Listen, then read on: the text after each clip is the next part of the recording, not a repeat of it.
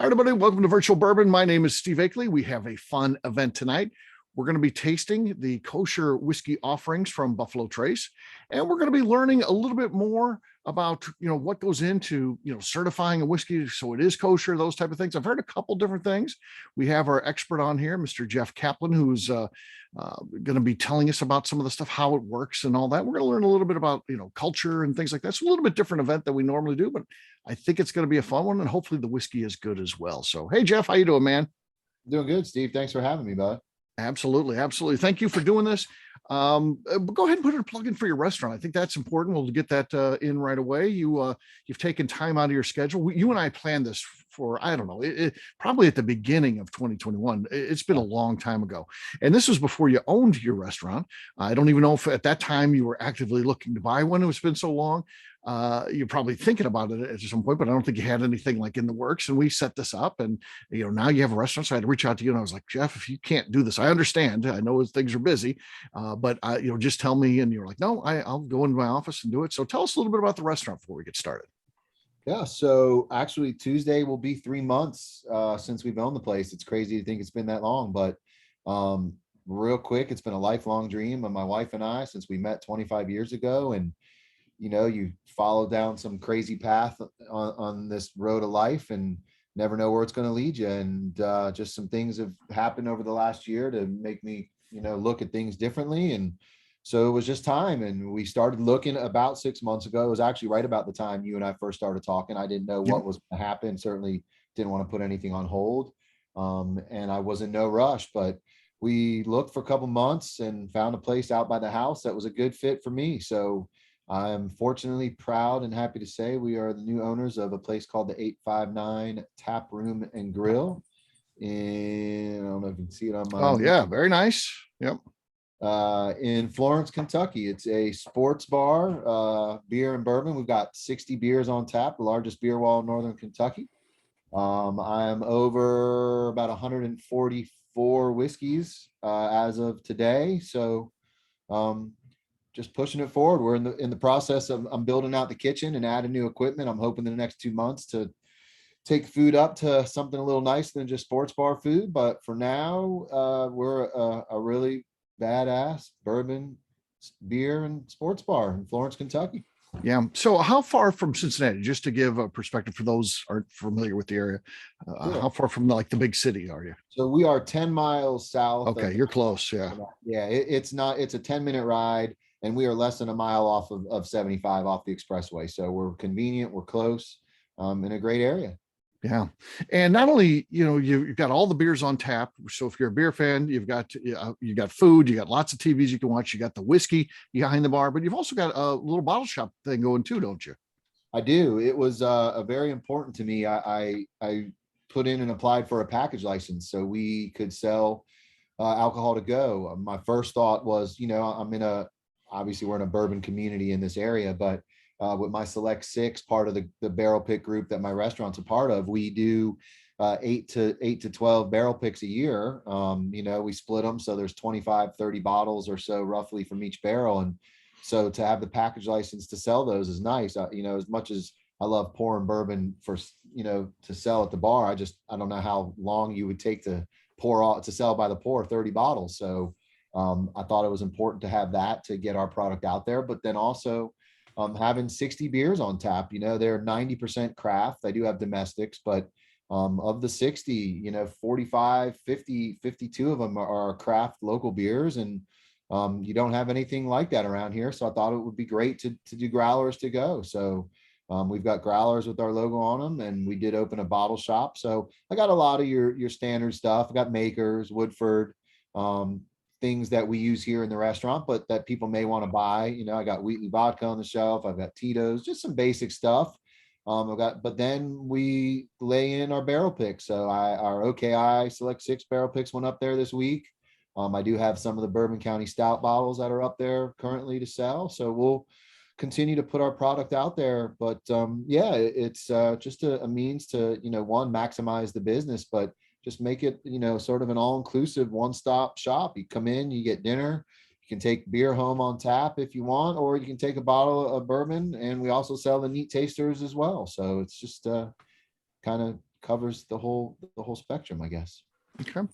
So tonight's session is equally, in addition to trying the whiskey, it is also learning about, culture and things like that. So tell us a little bit about Hanukkah will kick off tomorrow. Tell us a little bit about that. Again, I think if, we're Christian, we don't necessarily, we know about it. We know the name. We don't necessarily know exactly how everything works. We hear about it, but if you don't mind, I think it's a great opportunity for us to learn a little bit more about, Hanukkah.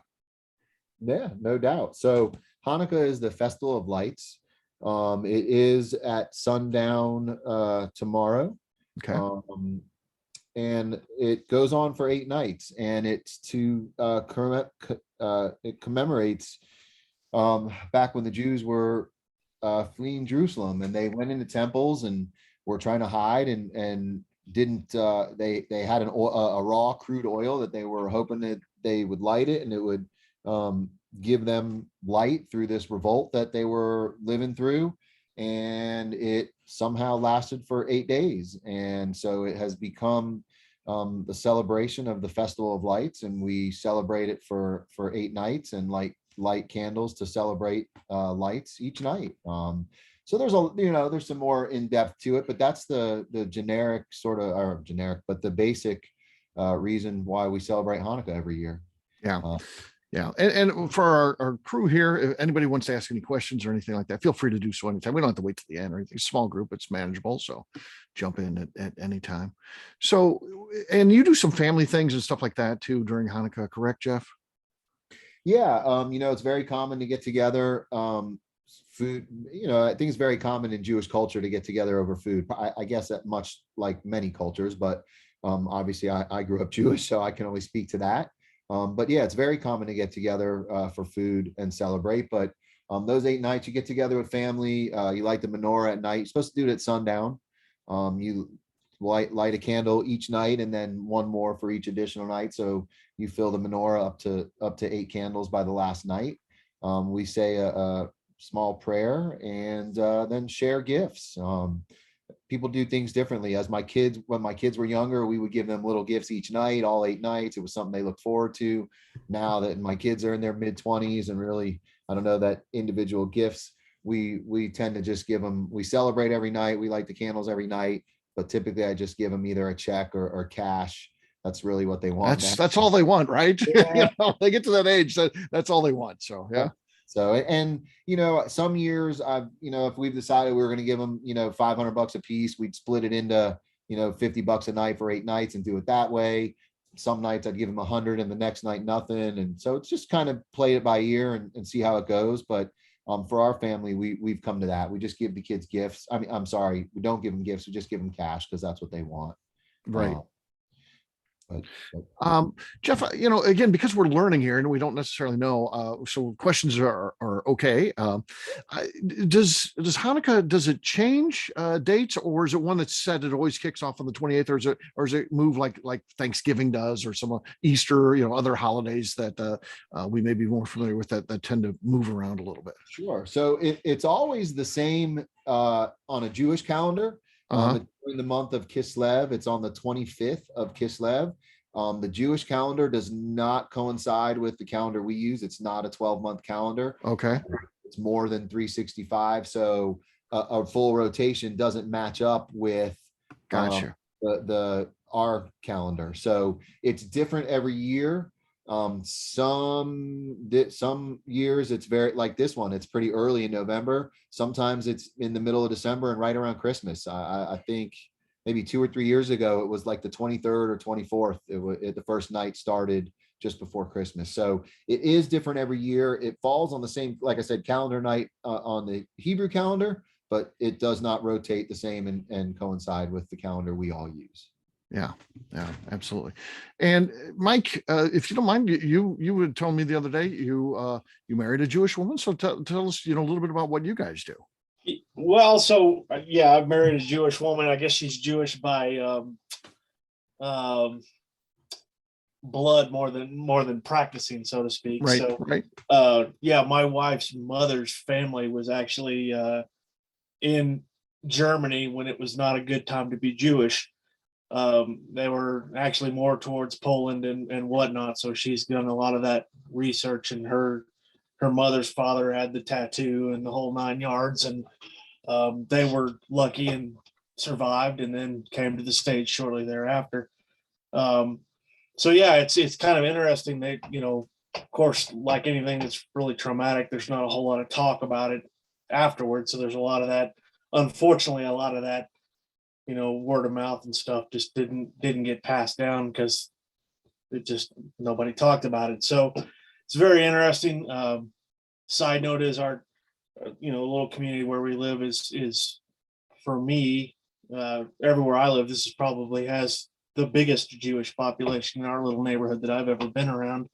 So my son naturally just gravitates, and a good 90% of his friends are all Jewish. So it's just kind of weird how it works out. So we will get a little, well, pre-COVID, we had a really, really good latkes and libations party every year for the neighborhood, and just kind of, have a Yeah.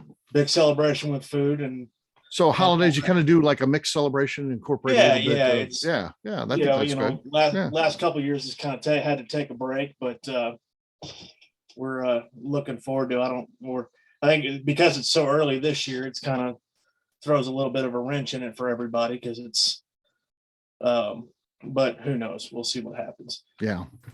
But we have our little baby menorah and light our candles when we don't forget that Hanukkah is happening, and then You're doing the best you can, right? we're doing the best we Right, can. right. We're kind of stuck in the middle. So neither one of us are practicing, religious type people. So kind of run the gambit, so to speak. But that's kind of what we do, and pass out our gold coins and let the kids play with the fake imitation knockoff dreidels, and try to. My mother-in-law did go to Hebrew school, so at some point early in her childhood, so she kind of sort of remembers some of it, but it's one of those. If you don't use it, it slips away from you. Oh pretty yeah, quick. I'm sure. I've tried to read it, and that's tough. Yeah. So Jeff, tell us a little bit about this idea for the whiskey that we're going to be drinking. It's kosher certified, and exactly how that works. And are there different levels of this? Because I've heard one distillery tell me that basically it's a matter of rabbi comes in and does a blessing, and they pay the rabbi, and that's it. But when I read about what goes on for Buffalo Trace and Sazerac, very different situation. I mean, where they literally at one point during Passover, they can't own this whiskey. They actually sell it to Mark Brown, their CEO, who's a Gentile, and he actually owns that whiskey during that time. He buys it for $1, and then at the end of it, he sells it back to them for $1. So tell us a little bit how this works, and like I said, is there different ways to go about doing this? Yeah, so they actually it's owned by somebody else for the duration. So just to give you some background, so it's got to be certified kosher. There's a lot of different things that go into it. It's got to be certified by a rabbinical council. The CRC is the Chicago Rabbinical Council that Buffalo Trace use. They are one of the largest, the main one. It's what most people are familiar with. So kosher, it follows the rules of kashrut, is the Hebrew name, and it's Jewish dietary laws that from the Hebrew Bible, and it stipulates not only what you can eat, but more importantly, how that food can be prepared, and that's really what makes it kosher. Is that there's no harm done to the meat or the animal or the product. So there's, whiskey is very simple when it comes to that. And it's funny, the stories that get spun from it. And I don't know that I could say they're this or that one way or the other, but it's a really simple process. They sort of, I think, dramatize it, make it seem like more, but that's Buffalo Trace fashion. But water, sugar, and salt are kosher items.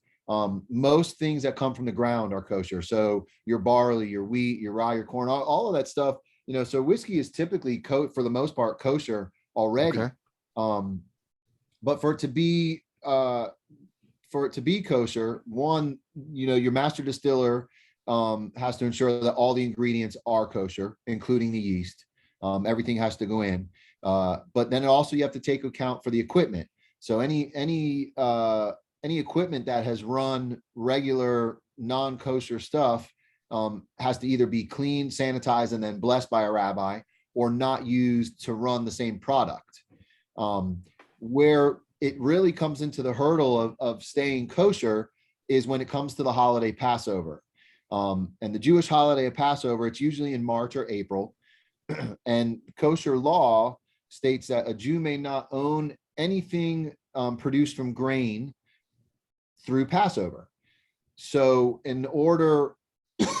so as Jews growing up, for me, when Passover comes around, anything in your house that is grain or bread or leavened bread, you get rid of it.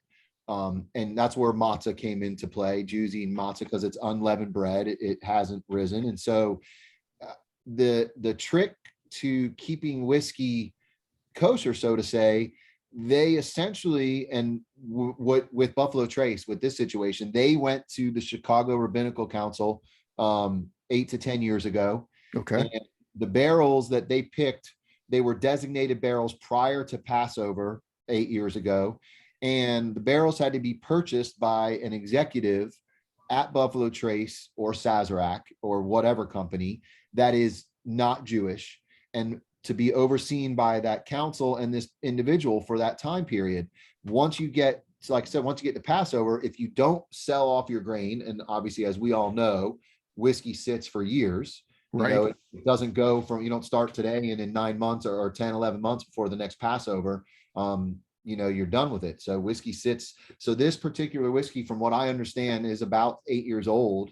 And it was purchased 8 years ago by an executive overseen by the Rabbinical Council. And for the last 8 years, it sat overseen by them, but never exchanged hands. And my understanding, it did not go back to anybody else at Buffalo Trace who could be Jewish until they were ready to bottle it after it being done after this 8 years.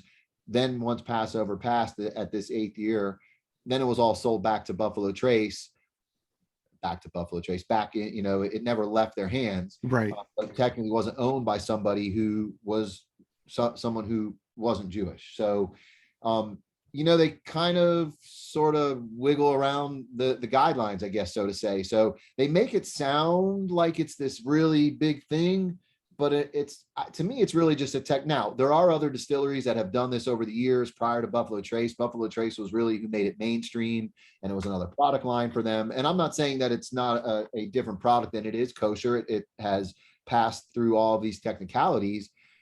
But if you really want to break it down, it sat at Buffalo Trace under somebody else's name who was Jewish, who wasn't Jewish. And then after 8 years, once it was ready, then they could sell it back and just kind of skirt around somebody Jewish owning that grain through a period of Passover. Yeah. So it follows all of that. It falls into all of those categories. But I think, the spin that Buffalo Trace puts on it, did it go somewhere else? Did it get a different process? It just wasn't owned by a Jewish individual during the course of that 8 years. I mean, that's really that drop all, be all, end line of it. Again, it's got to be kosher product, has to be certified by the master distiller. It's got to go through equipment that, you're aging. So maybe, I guess, in that aspect, you have to use a different still. You have to use different fermenters. Then you have to get into different barrels. So all of those aspects are different, but the technicality, really, it wasn't owned by a Jewish individual over the week of Passover each year. Yeah. It's the only, and Jeff, you can correct me if you know of something else, because you know whiskey as good as anybody. It's the only one I know that really is upfront with it on the label. I mean, it's a kosher product. Sure. I mean, there are others that, but again, you got to look for a symbol on the back or note. It's not like they're marketing forward with it. Whereas this product, of course, is marketing forward with it. It's right on the main label. You can't miss it. It's kind of part of the selling point for this one. And so yeah, they're definitely big into this, right? Correct? They are, there's no doubt. And for any whiskey, it doesn't matter who's producing it. Like I said, there are some other whiskeys I've read about. Journeyman Distillery, they're out of Michigan. They've been doing organic whiskeys for the last 10 years. Single Cask Nation, some people have probably heard of, and they do some Glenmorangie and Ardbeg are some scotches that do, but it has to have that logo on it for it to be kosher. It can't. So Buffalo Trace is very pronounced with theirs. I Right. mean, write it on the label as being kosher, and then it has the little Pariv, the kosher sign. But any whiskey that is kosher, no matter who makes it, or any product for that matter, has to have that symbol on it. Mhm. Mhm. It seems like I've seen through the years.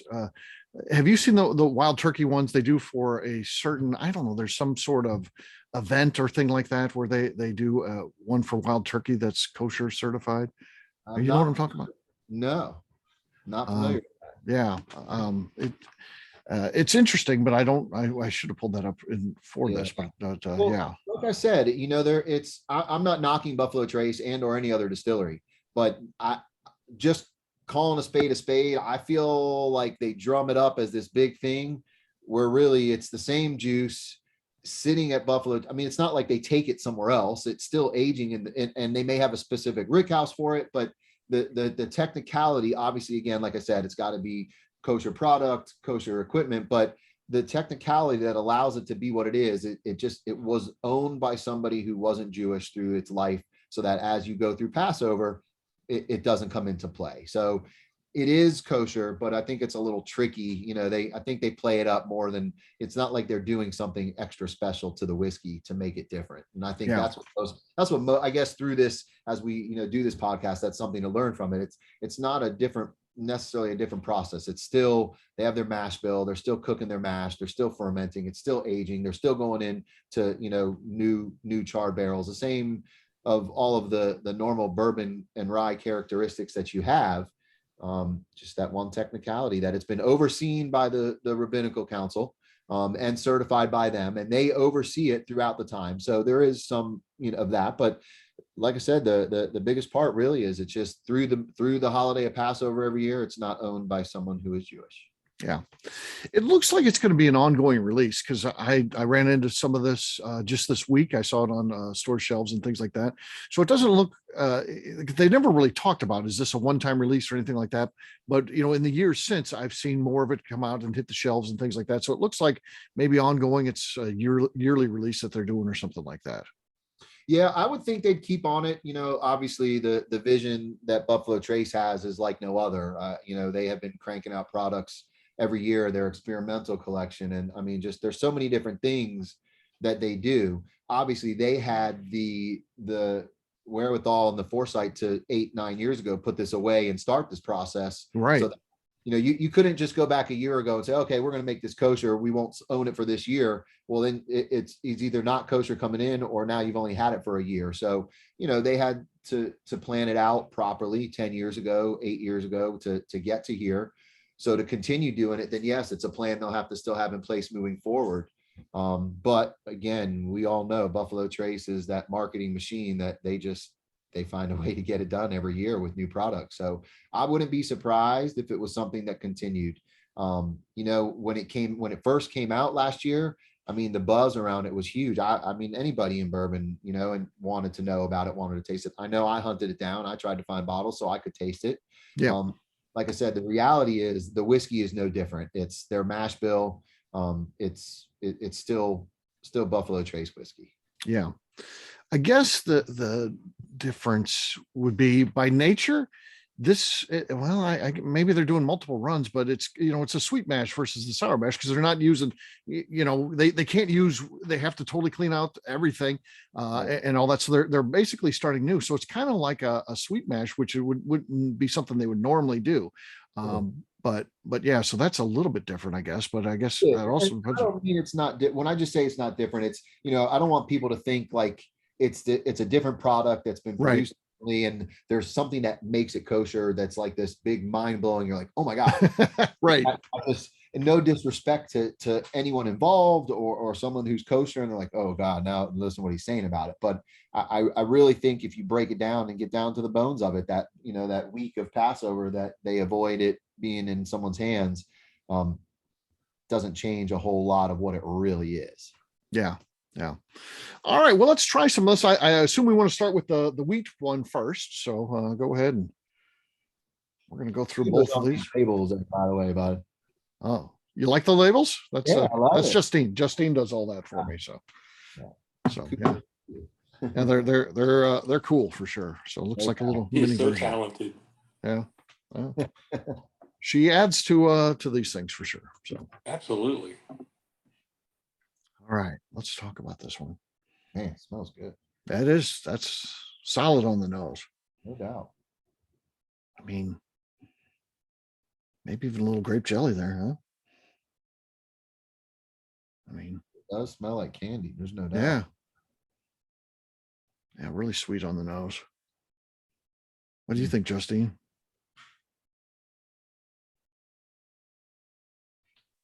Yeah, I was gonna say like a graham cracker with some frosting on it. Yeah. Yeah. So I'm just curious, not to take over the show, Steve, but has anyone here tried this before? These products? I've tried this one. I have not tried the rye one that we're going to be tasting in a second here. I've had this one before. Cool. But yeah, so it should be cool. You know, Justine won our blending class, Jeff. So she's Ah, yeah, she was number one. yeah. Yeah, how about that? I'm not surprised. No. All right, let's give this thing a taste.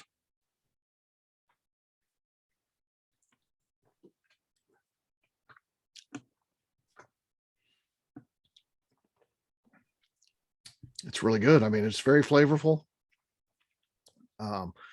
Kind of got a little bit, a lot of things going on there. I mean, which is nice. It's continuing to kind of heat up, Yeah. the hug, you know, you can still feel it kind of going down, which is unbelievable. So that's, For a wheat. yeah. Nice spicy finish to it. Wow. Kind of get that graham cracker taste, as Justine mentioned, but you also get some fruity notes there too. So it's very good. What do you think, Mr. Bill? I like it. It does. I am picking up a little bit of the grape on it. Mhm. I mean, it's a good product. Yeah. Nice oily mouthfeel to it. Yeah. Yeah. Mouth feels great. So Yeah. Yeah. it's really good. Cool. Mike, what are you thinking on this one?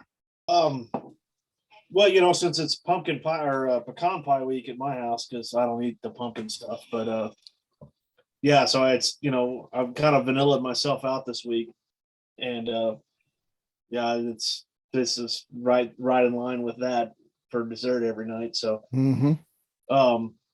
but yeah, kind of the fruity part of it's kind of like it's kind of like the kind of like the big five of the Kool-Aids, you know, almost. They're kind of that really popping sweet kind of fruit flavor, a little candy to them.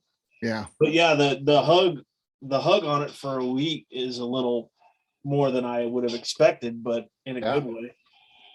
Yeah. Now it's kind of got me amped up on how good the rye is going to be. Right. Yeah, that is solid. Justine, what are you picking up there? Nothing really different than we already talked about. I'm just still stuck on the heat for this. I Like- know. No. You can literally feel it like all the way down. Like just totally wasn't expecting that. Yeah. Definitely different than you would expect for sure. I think that's going to be a good one. So we'll vote which is our favorite here, and we'll let everybody know what's the best of the two. But I don't know. That's a pretty darn good start, I'd say. All right, let's put that aside for the moment. We'll come back to. We always like to go through these twice. We will continue that tradition. Allows a little air to get to it and see if anything evolves at all. But let's get on to our rye. Let's see what we got here.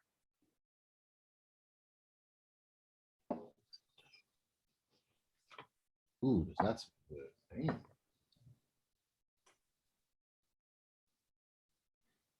What are you guys thinking about this one on the nose? This one smells even better. Yeah. A deeper sweetness. Mm-hmm. This one's more caramely to me than the other. Caramely, yeah. No doubt. What's the proof on these? Um, I I don't have the bottles here, unfortunately. We'll have to look that up real quick. Justine will do a quick search for us as we do that. I think the bottles are. I opened up a second room because we've got a lot of events going on. I'm normally just based out of here, but I was worried about postal timing issues, so I'm getting everything bottled and boxed up early. So I needed a second room, and I think I forgot those bottles over there because that's the room I was working in. The rye is 94. I don't know if the wheat 94. same. Boy, I would not have thought that wheat was only 94 proof. The rye is nice one. 94. If it's going to be the same, I'm just surprised by that. I 'Cause would assume they're the same. yeah, I would assume that they're the same too, but it just Nice. didn't play to me like a 94 proof. It gave a nice hug, man. It was good. Yeah, the wheat's at Trey says the wheat's at 94 also. Okay, there you go. Makes sense they'd release them both at the same proof. So yeah, Yeah, that's solid. that's Solid. that's really good for 94. There's a lot more going on Yeah, than 94 proof would lead you to believe. exactly. Kind of glad I didn't know that ahead of time, but I felt like a wimp. All right, let's give this one a taste. Cheers, gang. Cheers, y'all. Cheers.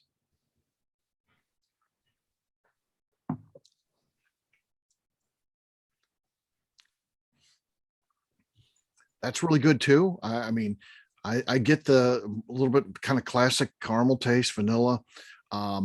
There's kind of that rye spiciness, and it does heat up. Not as much as the wheat did, though. I Right. feel like, yeah. But again, good mouthfeel and stuff like that. I mean, it's a very good whiskey for sure. What do you think, Mr. Jeff?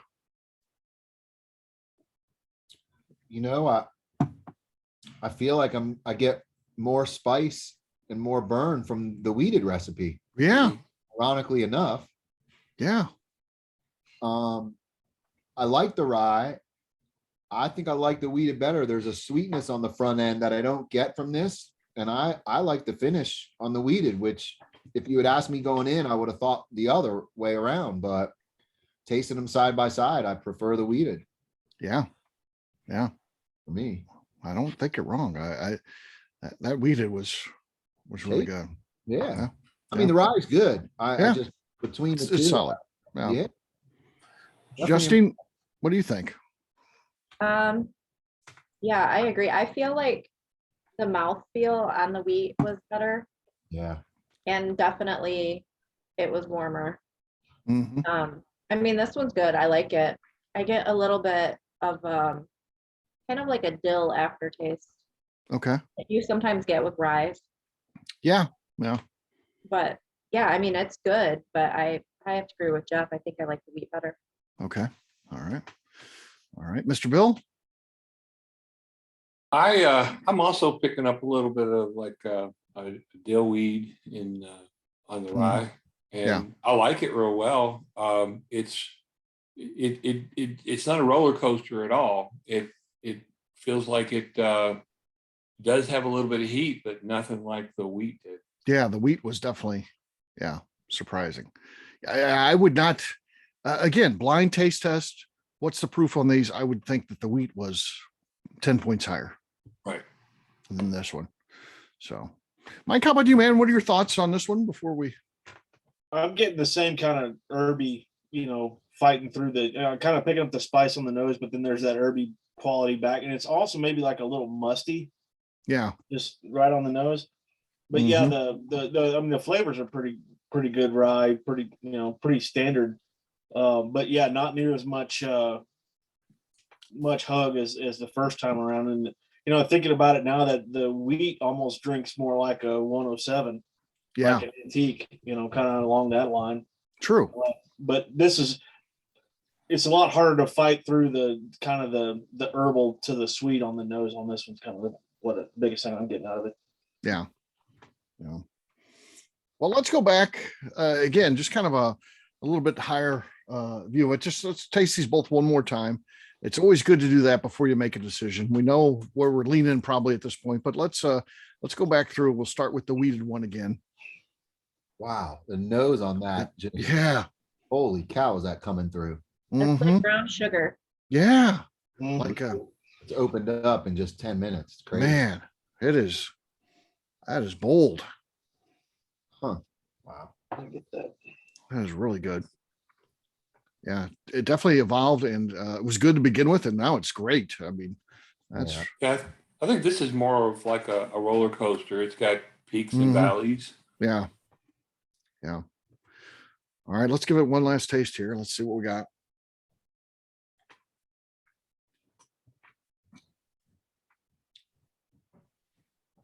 Yeah, I mean, the finish is just killer here. Yeah, I love it. And it's got creamy sweet to me. Yeah, yeah, I would never have guessed that's only 94 proof. right. Right. And I would never have guessed that the wheat would have this much flavor versus the The rye. rye, yeah. Yeah, I usually go to the high rye bourbons. This is what I'm Yeah. interested in, but yeah, this one is exceeding expectations for sure. So very good and fun to do a side by side. It's got a lot going on. I'm going to have to find a bottle of this. Mhm. Yeah, that's cool. Yeah, I All have I have a bottle of the rye. I wasn't able to get a wheat, and think I'm gonna be on the hunt now. Yeah, Right. absolutely. See what's out there. Yeah. All right, let's put that aside one last time, and we'll go to our rye and see what we think. Going back around a second time, just to make sure we know what we think we know. They are who we thought they were. Exactly, they are who they thought they were. Go ahead and crown them. Actually, I think that maybe you've labeled them wrong. I hope not. No, That would because I'm definitely getting some more of those rye characteristics now. I get a little more. I like a touch of mint and that dill. Now Yeah. he got very. The dill is definitely with the rye, and yeah, like you said, to me, there's alcohol, you know that you feel in your mouth, and then there's that rye kind of zinger stings that you get, and you get the rye zingers on this one for sure. Definitely.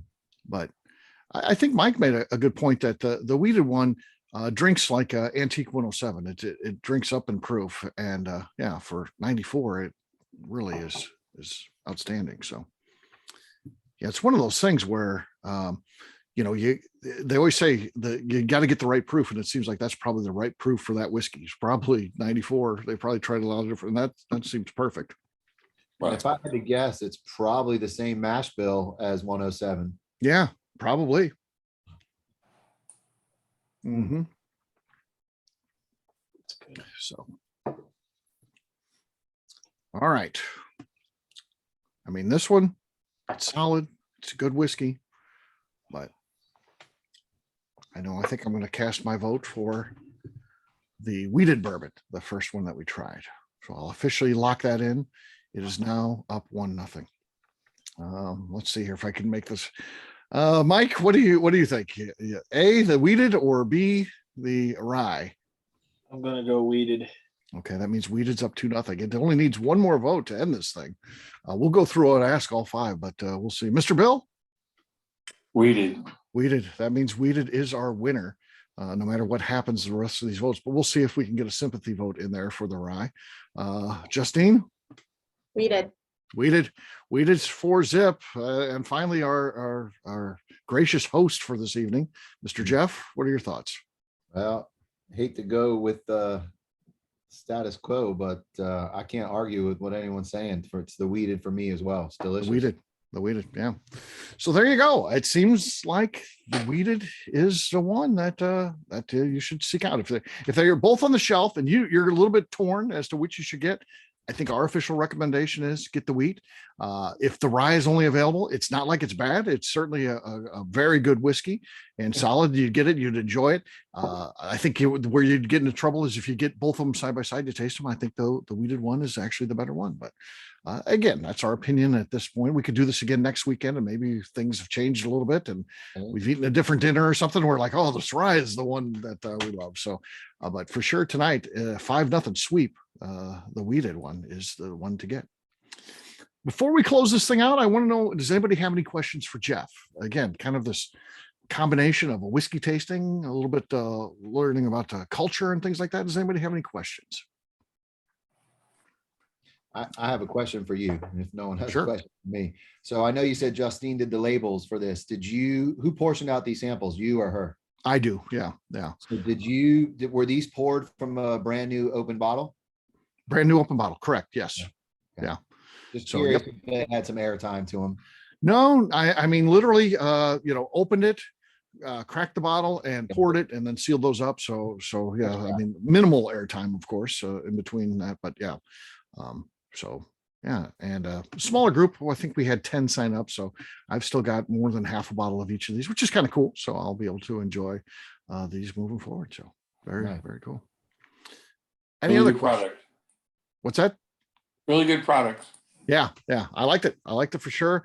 Jeff, we appreciate you spending some time. I know that you're incredibly busy and Oh, you got the restaurant and get out there, visit the 859 Tap Room, social media, website, anything you want to share that can help, support your business.